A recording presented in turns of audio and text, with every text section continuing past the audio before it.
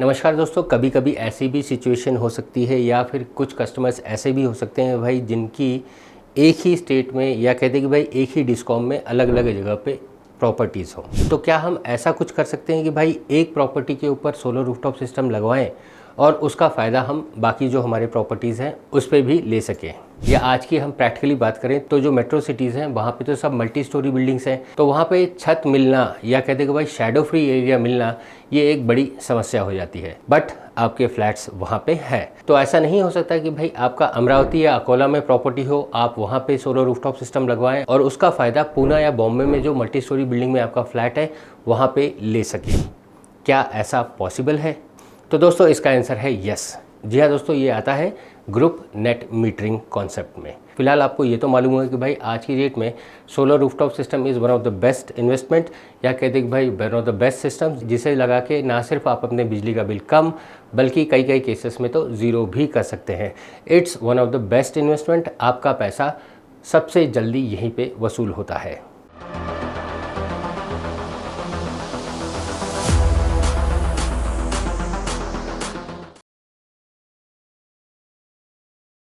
अब आ जाते हैं अपने मुद्दे पे, that is group net metering. आखिर ये है क्या और इसका हम कैसे फ़ायदा उठा सकते हैं?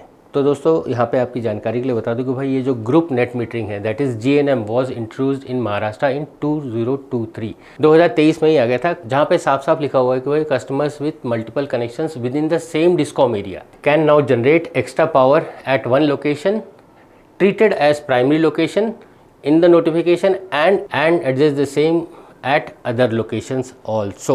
तो यहाँ पे साफ साफ लिखा हुआ है कि भाई आप एक जगह जनरेट कर सकते हैं, that is the primary location, और वहाँ से जो आपके जो सेकेंडरी लोकेशंस हैं या कहते हैं कि भाई सैटेलाइट लोकेशंस हैं, पूना हो गया, बॉम्बे हो गया या जो भी है, वहाँ पे आप इसका जो एक्स्ट्रा जनरेशन होगा उसका एडजस्टमेंट कर सकते हैं। द ओनली थिंग इज़ यहाँ पे आप देखिएगा with in the same discom. अब लकीली महाराष्ट्र के अंदर MSEDCL is one of the biggest discom, तो मुझे नहीं लगता कि भाई आपको परेशानी होगी। इनफैक्ट ये क्लॉज नंबर 1 है। अभी इसी तरह एक और क्लॉज आएगा, वो भी मैं आपको बताऊंगा, बट यहाँ पे मोटा मोटी देयर इज ए प्रोविजन हम कर सकते हैं। अब बेसिकली होगा क्या कि भाई आप एक रिमोट लोकेशन में एक बड़ा सिस्टम लगा दोगे जो आपकी रिक्वायरमेंट के हिसाब से है, और वहाँ से जो भी जनरेट होगा वो जाएगा यूटिलिटी में, और यूटिलिटी से जो सैटेलाइट जो मल्टी लोकेशंस हैं वहाँ पे आप इसका फ़ायदा उठा सकते हैं।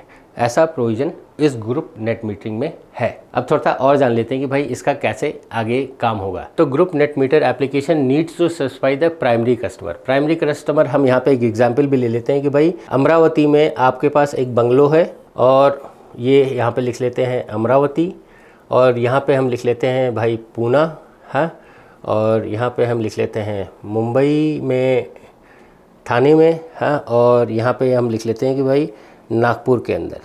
और ये सब जो एरिया है सेम एक ही डिस्कॉम में आ रहा है, दैट इज़ आपका महा डिस्कॉम में, दैट इज़ MSEDCL। तो यहाँ पे आपको सबसे पहले बताना होगा कि भाई GNM needs to satisfy the primary customer, तो he is the primary customer and also the list of locations consumer numbers, मतलब कि सैटेलाइट कस्टमर्स। ये हो गए प्राइमरी कंज्यूमर।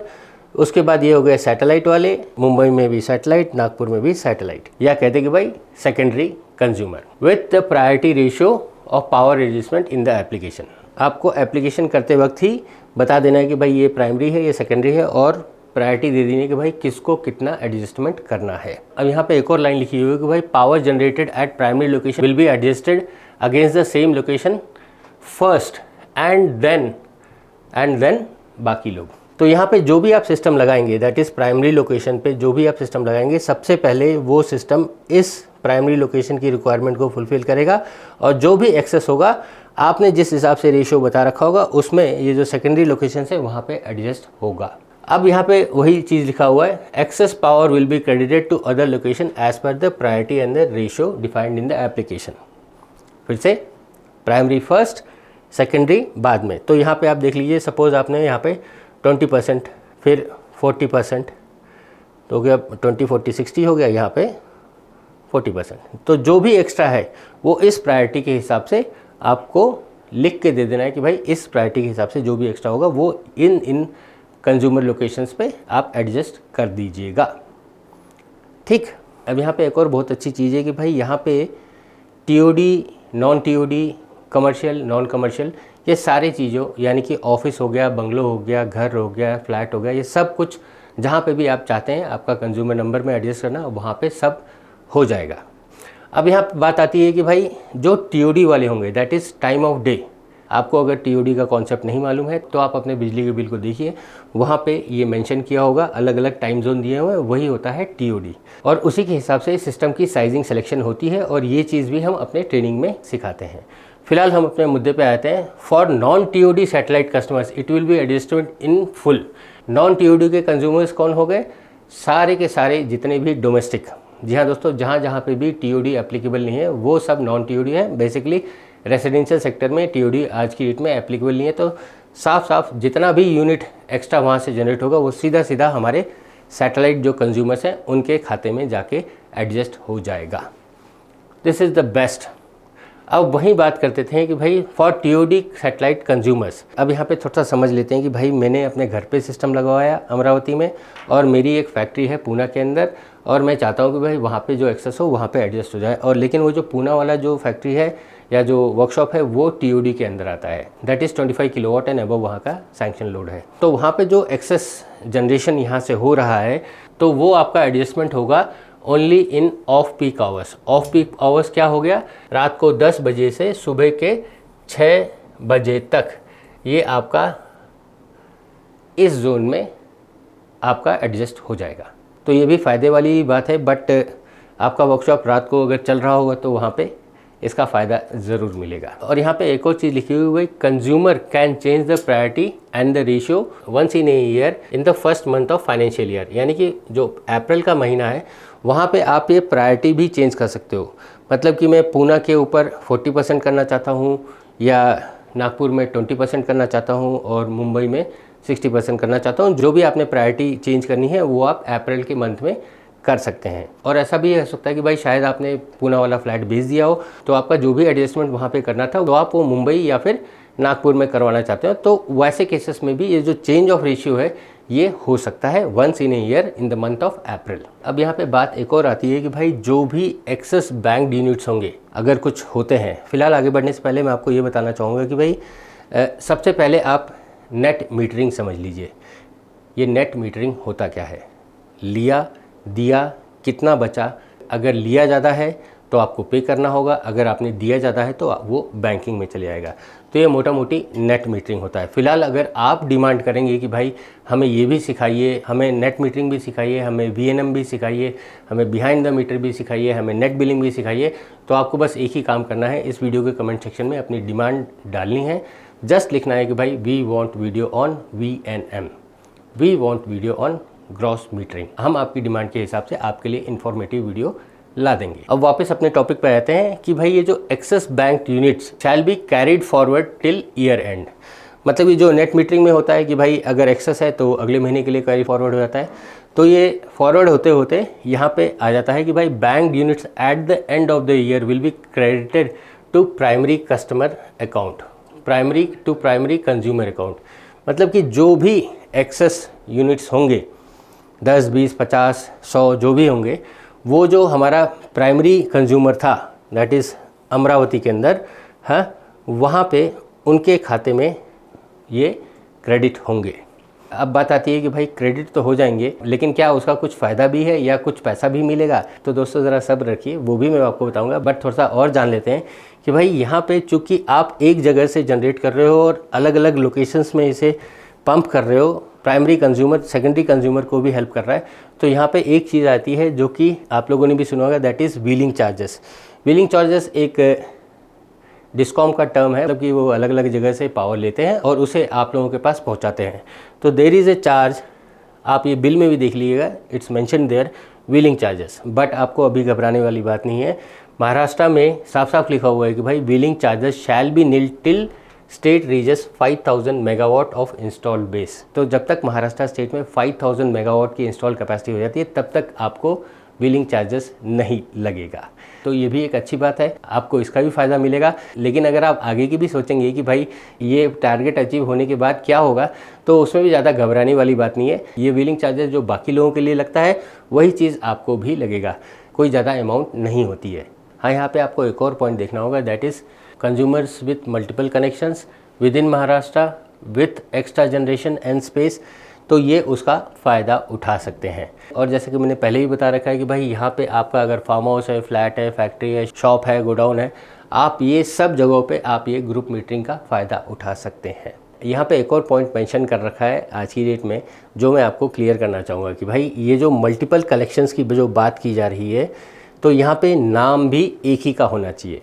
मिसाल के तौर पे शर्मा जी ने सिस्टम लगाया है, तो बाकी के जो कनेक्शंस होने चाहिए वो भी शर्मा जी के नाम पे ही होने चाहिए। बट आप लोगों ने भी देखा होगा कि भाई इनकम टैक्स पर्पस से शर्मा जी ने ये वाला फ्लैट अपनी वाइफ के नाम पे ले रखा है, ये वाला फ्लैट अपने बेटे के नाम पे ले रखा है, ये वाला फ्लैट अपने बहू के नाम पे ले रखा है। अगर नाम चेंज है तो वो ग्रुप नेट मीटरिंग में आज की डेट में नहीं आ सकता।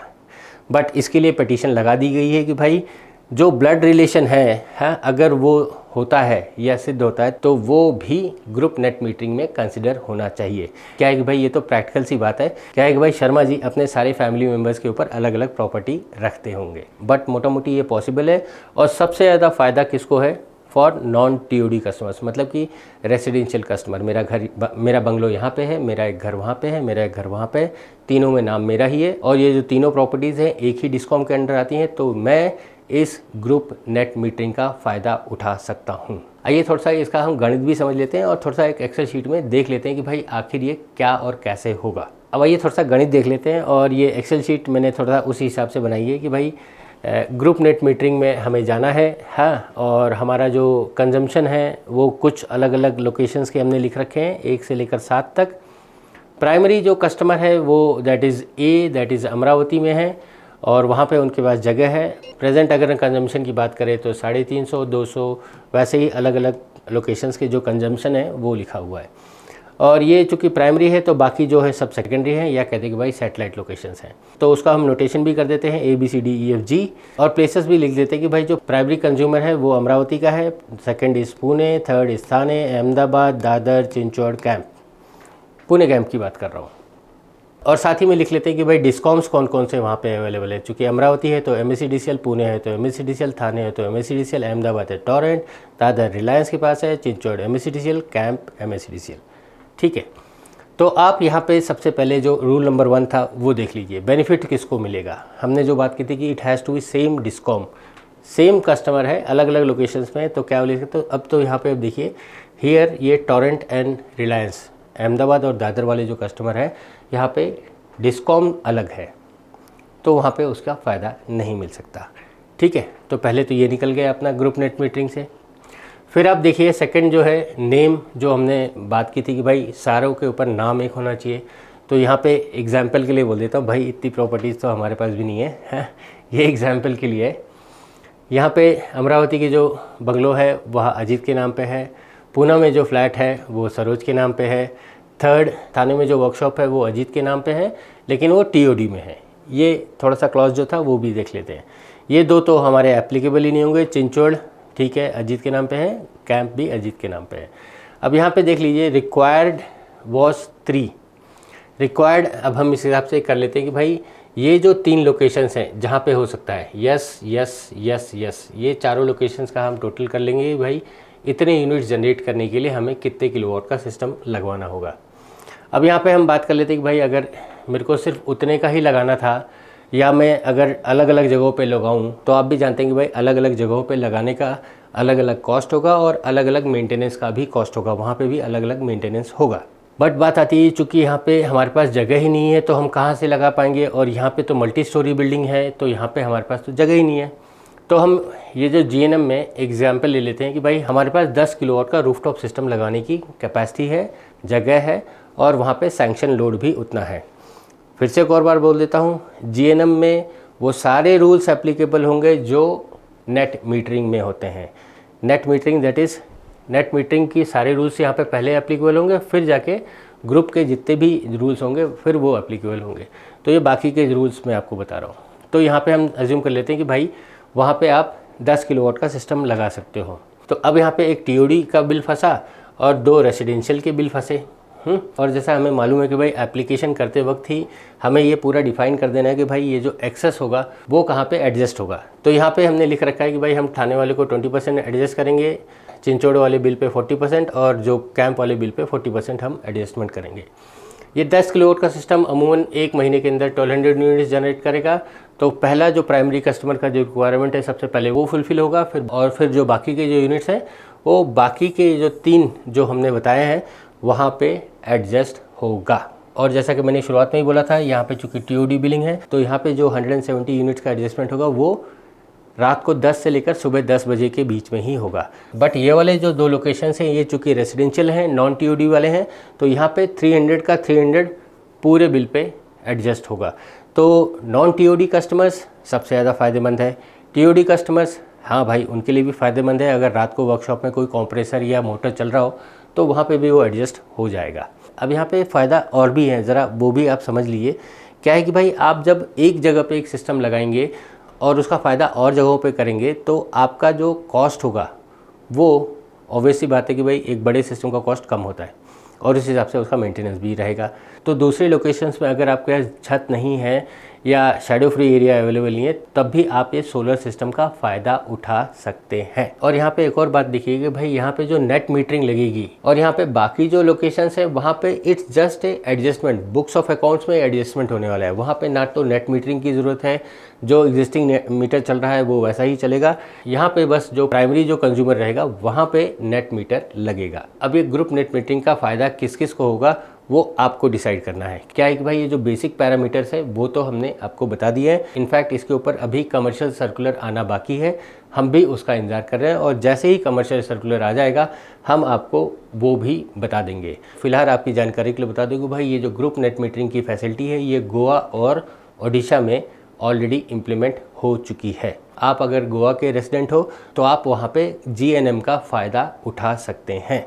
और अच्छी बात ये भी कि भाई आगे आने वाले दिनों में यानी कि जब कमर्शियल सर्कुलर आ जाएगा तो ये फैसिलिटी महाराष्ट्र में भी चालू हो जाएगी और उसी तरह और भी स्टेट्स के डिस्कॉम्स इसे धीरे धीरे इम्प्लीमेंट कर देंगे। द ओनली थिंग इज़ भाई जो लोग फ्लैट में रहते हैं और उनके पास जगह नहीं है तो क्या उन्होंने कोई गुनाह किया है? They can also take the benefit of this अगर उनके पास सेम डिस्कॉम के अंदर और भी कोई प्रॉपर्टी है। फिलहाल एक और कॉन्सेप्ट है that is VNM, that is virtual net metre. वहाँ पे तो कहानी ही कुछ और है। आप अगर मल्टी स्टोरिंग बिल्डिंग में रहते हैं तो आप भी ये सोलर सिस्टम का फ़ायदा उठा सकते हैं। द ओनली थिंग इज़ आप सब जो उस कॉलोनी में रहते हैं या उस बिल्डिंग में रहते हैं वो सब मिलके एक सिस्टम लगाएंगे और उसका फ़ायदा उठाएंगे। ये पॉलिसी भी जल्द आने वाली है और उसका नाम है वर्चुअल नेट मीटर। तो दोस्तों ऐसे ही पॉलिसी प्रोसेस गाइडलाइंस, कौन कौन से डॉक्यूमेंट्स, कौन से कस्टमर को क्या फ़ायदा होगा या किस पॉलिसी के अंदर किस कस्टमर को क्या फ़ायदा होगा, ये तमाम चीज़ें हम अपने ट्रेनिंग सेशंस में सिखाते हैं। फिलहाल आपकी जानकारी के लिए बता दूं कि भाई हम प्रैक्टिकल ट्रेनिंग भी कराते हैं, बेसिक ऑनलाइन इंटरेक्टिव ट्रेनिंग भी कराते हैं और हाई लेवल यानी कि मेगावाट लेवल के प्रोजेक्ट्स का भी ट्रेनिंग करवाते हैं। और ये सब मैं अकेले नहीं करवाता हूँ। क्या है कि भाई इतने सारे टॉपिक्स, इतने सारे पॉलिसी प्रोसेस गाइडलाइंस ये सब मुझे मालूम हो और मैं आपको सब कुछ सिखा पाऊँ ऐसा मुमकिन नहीं है। मैं कोई रजनीकांत तो हूँ नहीं और ना ही मैं कोई इतना बड़ा एक्सपर्ट हूँ। बट ये जो ट्रेनिंग सेशंस हैं ये सब इंडस्ट्री एक्सपर्ट्स, पॉलिसी मेकर्स और ट्रेंडसेटर्स ही लेते हैं। क्या है कि भाई इन ट्रेनिंग सेशंस में अलग अलग सब्जेक्ट के डोमेन एक्सपर्ट्स खुद उस सब्जेक्ट को लेते हैं या कहते हैं कि भाई खुद उस टॉपिक को एक्सप्लेन करते हैं और आपको उनसे इंटरैक्ट करने का मौका मिलता है। तो दोस्तों मैं नहीं समझता कि भाई आप ये मौका गंवाएंगे अगर आप अपना करियर इस इंडस्ट्री में बनाना चाहते हैं। हमारी ट्रेनिंग सेशंस के बारे में और अधिक जानकारी के लिए आप हमारी official website that is www.igrowgreen.info पे जा सकते हैं। वहाँ पे आपको हमारे आने वाली ट्रेनिंग्स के बारे में पूरी जानकारी मिल जाएगी। इनफैक्ट अगर आप हमारे रेगुलर अपडेट्स चाहते हैं तो आप हमारे व्हाट्सएप ग्रुप में भी जुड़ जाइए, आपको हमारे आने वाले ट्रेनिंग सेशंस के बारे में रेगुलर अपडेट्स मिलती रहेगी। तो दोस्तों आशा करता हूँ कि भाई आप हमारी ट्रेनिंग सेशंस का फ़ायदा ज़रूर उठाएंगे और ऐसी जो पॉलिसीज़, प्रोसीजर्स और गाइडलाइंस है उसके लिए अभी से तैयारी कर लेंगे। नेट मीटरिंग तो हर जगह एप्लीकेबल हो गया है, अब GNM और VNM आने की बारी है।